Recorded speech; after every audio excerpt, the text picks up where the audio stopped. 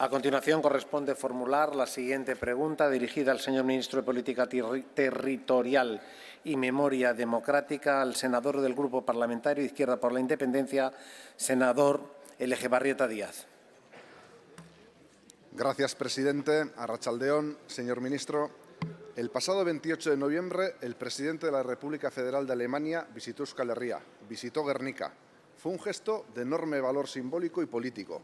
Y con humildad y empatía, el jefe de Estado alemán pidió perdón de nuevo por la responsabilidad de su país en el bombardeo. Alemania ya asumió su responsabilidad histórica hace 25 años y ahora, ante el pueblo vasco, declaró que no queremos olvidar y no olvidaremos el sufrimiento que se causó. La víspera, el cónsul honorario alemán afirmó también que los responsables del bombardeo lo hicieron en nombre de Alemania. El rey de España también estuvo presente en ese acto, sí, pero no pronunció ni una sola palabra, ni una mención a la responsabilidad franquista, ni una disculpa, ni tan siquiera una reflexión. La imagen del presidente Steinmeier inclinándose ante el mausoleo mientras el monarca permanecía impasible lo dice todo. No es la primera vez que debatimos sobre este tema, señor ministro, y el argumento de su gobierno suele ser que el gobierno actual nada tiene que ver con el franquismo. Pero, ¿acaso la Alemania de hoy en día es una continuación del régimen nazi?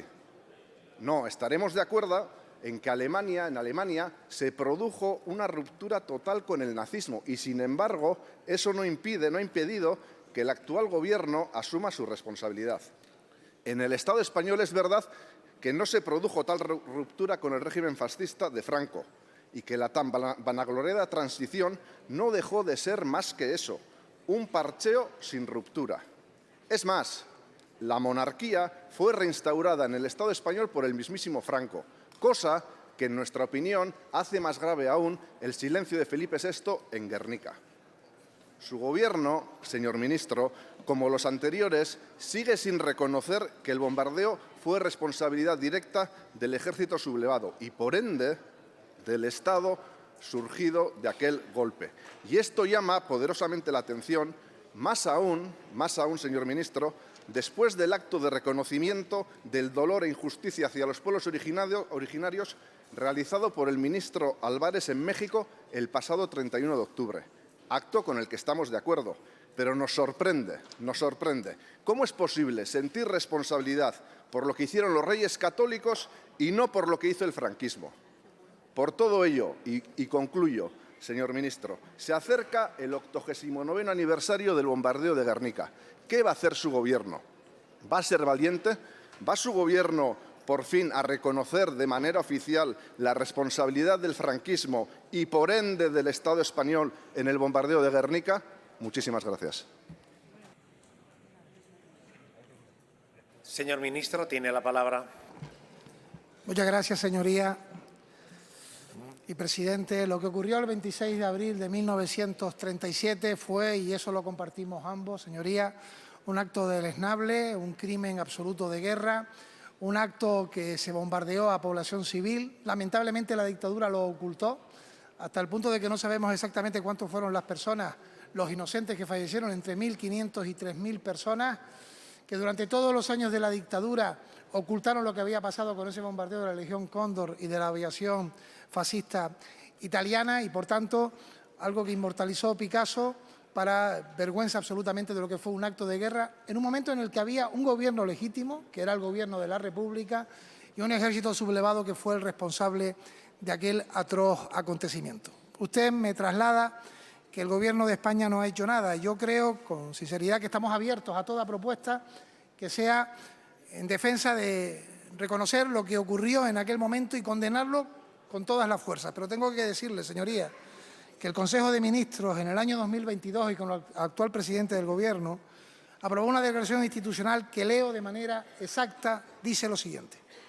El Gobierno de España considera que el ataque aéreo sufrido por esta localidad el 26 de abril de 1937 merece una condena sin paliativos. He estado yo en Guernica, he estado incluso hablando con personas que son supervivientes de aquel acto criminal. que además nos decían, asombrados, que cuando regresaban a sus casas, que estaban aún humeando, les hacían responsables de que habían sido ellos y no un bombardeo los culpables de quemar esas casas.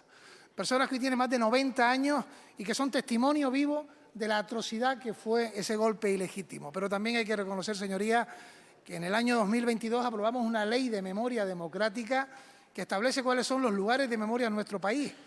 Y al margen de los tres lugares de memoria que están incluidos de manera expresa en la Ley de Memoria Democrática, el primero de los expedientes incoados que culminó con una declaración de lugar de memoria democrática de nuestra historia fue la de Guernica-Lumo, el primero de todos, que se abrió a la ciudadanía y que hizo que no solamente fuera declarado lugar de memoria el lugar donde se estaba celebrando aquel mercado, el lugar donde fue bombardeado ese núcleo, sino todo en su conjunto como un ejemplo de colectividad a toda la sociedad, de Guernica-Lumo, del País Vasco y también del conjunto del país. Pero en cualquier caso, le tiendo también la mano de manera constructiva. Todo lo que podamos hacer, tenga en cuenta que lo tendrá a su lado este Gobierno y este Ministro de Memoria Democrática. Y, por tanto, en abril, como hice anteriormente, volveré a visitar Guernica-Lumo para estar también junto a los supervivientes. Cada vez el tiempo pasa, son menos, pero su memoria y su testimonio pervivirán para siempre como la atrocidad de aquel acto indigno.